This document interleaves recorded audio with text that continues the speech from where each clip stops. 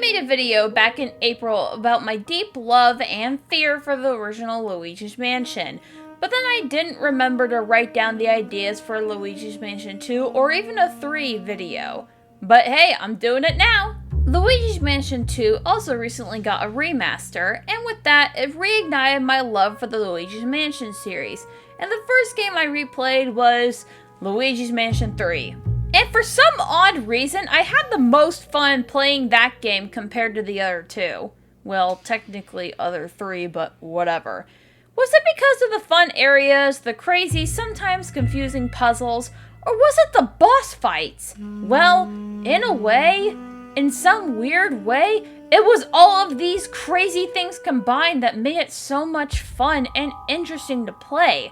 This game is chock full of fun, craziness, and beautiful hotel rooms that have their own crazy twists and turns. And this game hosts one of the only ghosts in the entire series that gave me nightmare fuel.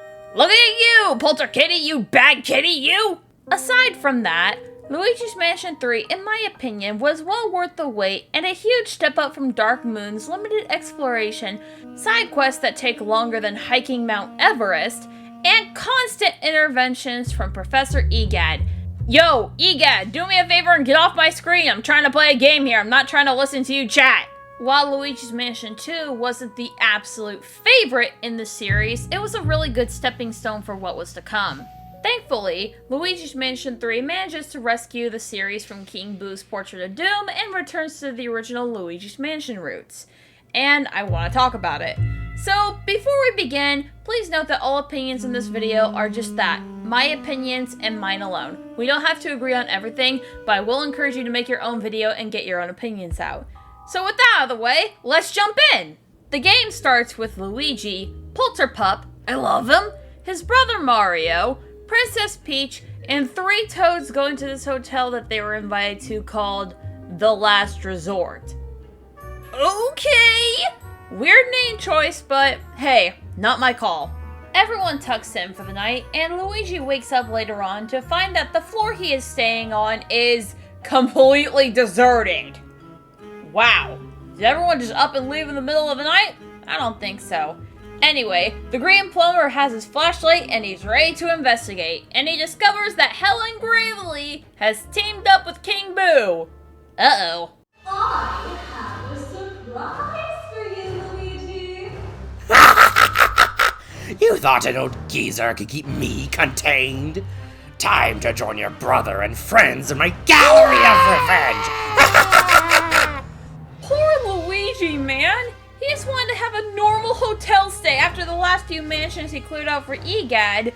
Now, he's gotta deal with the psychopathic hotel owner Helen Gravely and King Boo, his arch enemy, the main big bad boo he's had to deal with about 2 times now. After a daring escape via the dumpster, Luigi is now lucky enough to have Polterpup guide him to the Poltergust 3000 and back upstairs into the lobby where he sees ghosts nailing the doors and windows shut, officially trapping you inside the hotel until further notice. Well, great.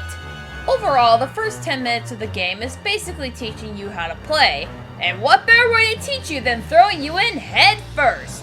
So, after you give these ghosts a quick what for, Luigi finds out that King Boo hasn't just gotten his hands on Mario, the princess and the toads, but he also has gotten his hands on Professor E.Gadd, and has proudly put him on display in the lobby. Yeah, that's not really the best situation. After finding the Dark Light device, I hate that name, you can now apparently suck objects out of specific paintings, including people. So you return to the room E.Gadd is in, and get him the hell out of that painting, and make a mad dash for his car in the garage. After defeating the bellboy and acquiring E.Gadd's mobile laboratory, now this is where the story begins. Luigi and E.Gadd must team up for the 3rd time, and the odds are kind of stacked up high this time for the green plumber. He not only must rescue not just Mario this time around, but the Toads and Princess Peach as well. Not only that, he also has to clear out the entire hotel of all the ghosts. All 17 floors, plus the roof, with most likely over 100 rooms in the entire hotel. Yeah, those are some pretty huge hoops to jump through. Now, onto the gameplay. The gameplay here is absolutely brilliant. I love the fact that Luigi's Mansion 3 can handle 2 players to a certain point. However, this also unlocked a huge fear of mine. A fear that this would make the game a little too easy. When I ended up seeing footage of this game for the first time and I also saw Luigi, I thought this little gooey bro was just gonna break the game, and he wasn't gonna be interesting enough for me to like. I've seen countless video games suffer purely because of the fact that the creators had a hard time including 2 players, and I desperately didn't want this game to be one of them. I was very happy when I was brutally proven wrong by the game. In fact, I enjoyed the times where I had to utilize Luigi the most. The plumber boys stick together. Stick together. The controls weren't nearly as bad as they were in the original game. They actually feel much more playable than they did before. The only gripe I have is with the camera adjustment stick. I kept bumping that thing in the middle of battles, and that was not good at all. I thankfully found a way for it to not happen as often, but that was way later in the game. Man, those first few areas were rough for me, especially chasing Chambria. That was not fun.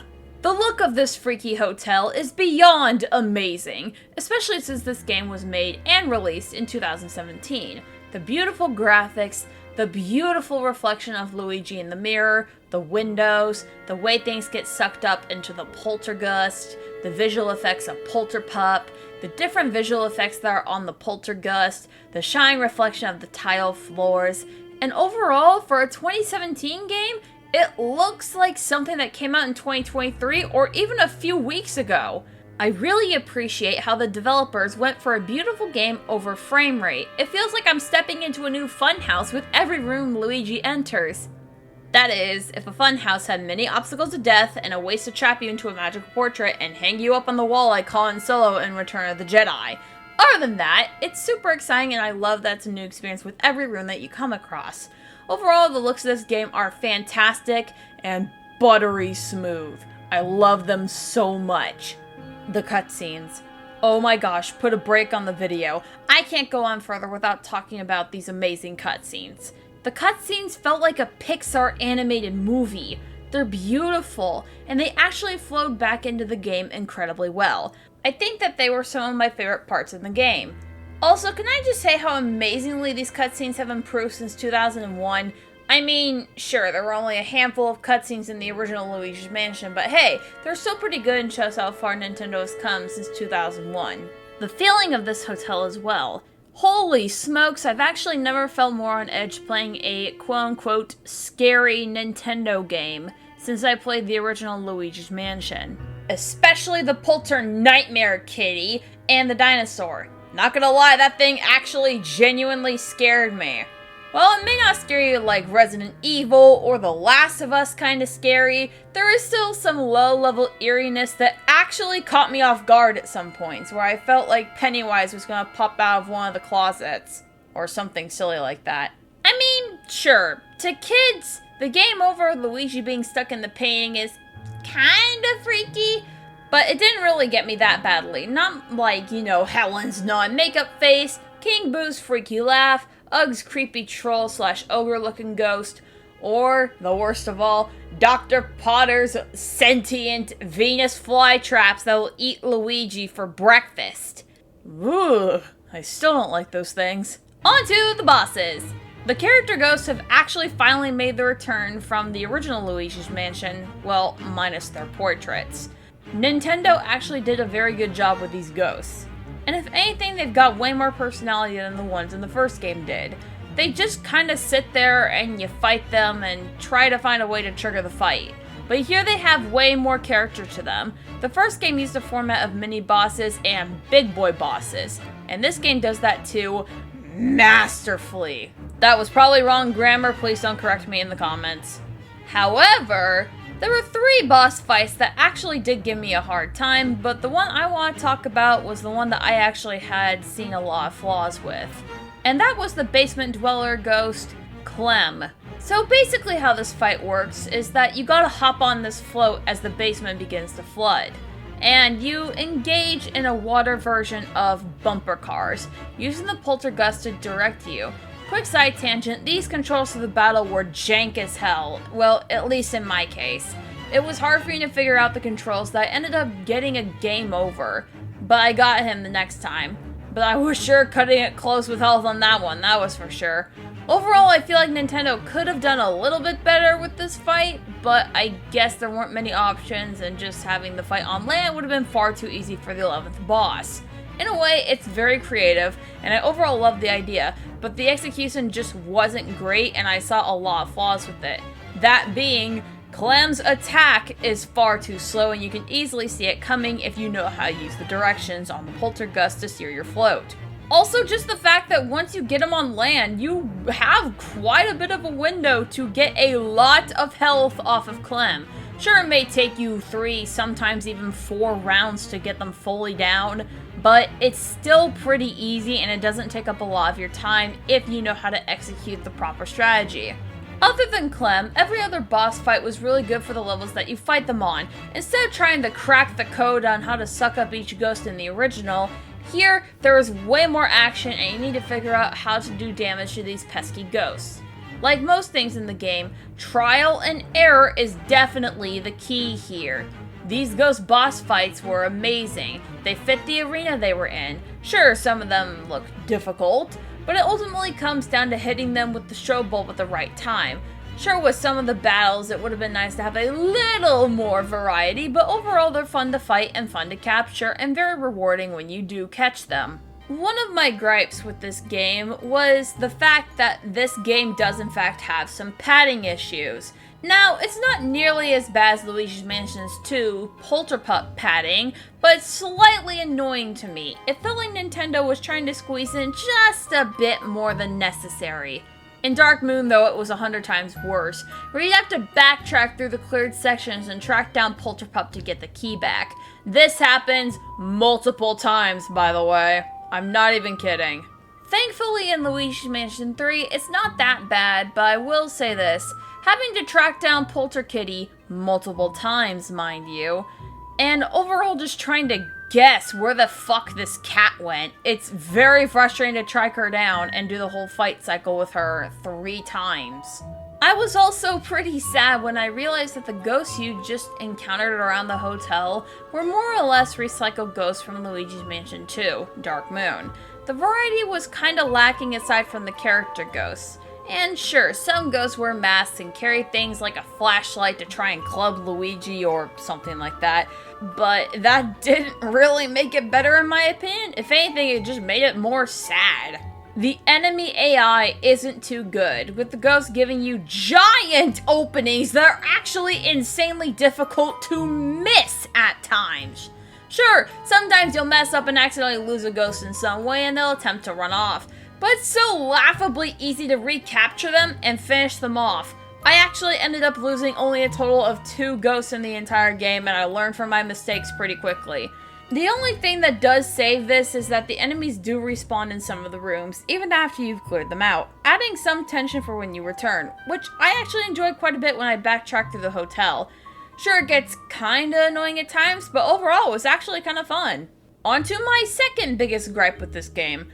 I actually have a really unusual gripe that I haven't seen many other people talk about, and that is the money system. In Luigi's Mansion Dark Moon, you could purchase upgrades for your Poltergust, and I was hoping that you'd be able to do the same here. However, while E.Gadd does have a shop, you can't buy anything to upgrade your Poltergust. You can only buy a gold bone, which allows you to continue when you game over. However, there's one problem with that for me.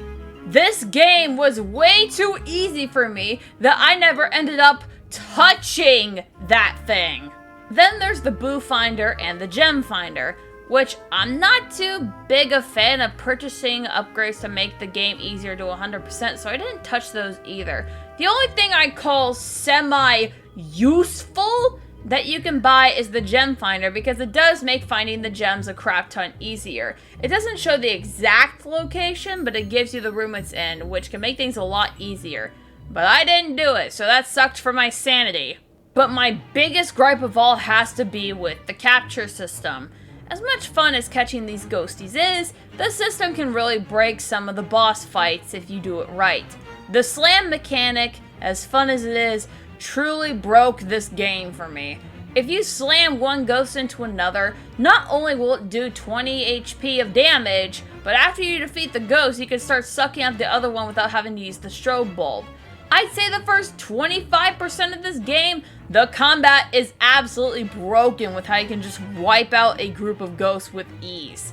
But later on, more ghosts are being thrown at you, and yeah, you have to watch your surroundings more. But in this point in the game, clearing out a room full of ghosts is just something you do automatically without batting an eyelid. At least that was the case for me. To be fair, this does get better later on in the game, especially towards the end with the giant groups of pretty hard to deal with ghosts. Sure, it was nice to see some difficulty, and actually you struggled quite a bit on beating these ghosts. That's for dang sure. But overall, I don't know how 25% of the game is actually broken with the capture system. Now, some of you might be wondering, oh, did you play Luigi's Mansion 3 online? And my answer to you, dear viewer, no. No, I didn't. Will I ever? Probably not. I will not be talking about the online mode purely because I've never done it before and I don't plan to do it. But I do have a source that can tell you about it. My friend Erica and her sister said it actually works pretty well for the Luigi's Mansion game. I might give it a try sometime. I don't know. Maybe. I don't know. Maybe if Erica demands that I do it for her birthday or something, I might do it. Now, to be brutally honest here, this game made me very, very, very happy when I first played it, and even when I replayed it for the video. It was a joy to play, and it's ironically one of my favorite games on the Switch. Sure, I see a lot of people dissing this game, saying, oh, it's too easy. You know, too easy for me, bro. I'm a pro gamer. But, in my opinion, and my opinion alone, it's not bad to the point where I find it, quote, a bad game. Sure, there are areas that need some minor polishing, but other than that, it was a lot of fun to play and revisit. Definitely a top tier Switch game in my opinion.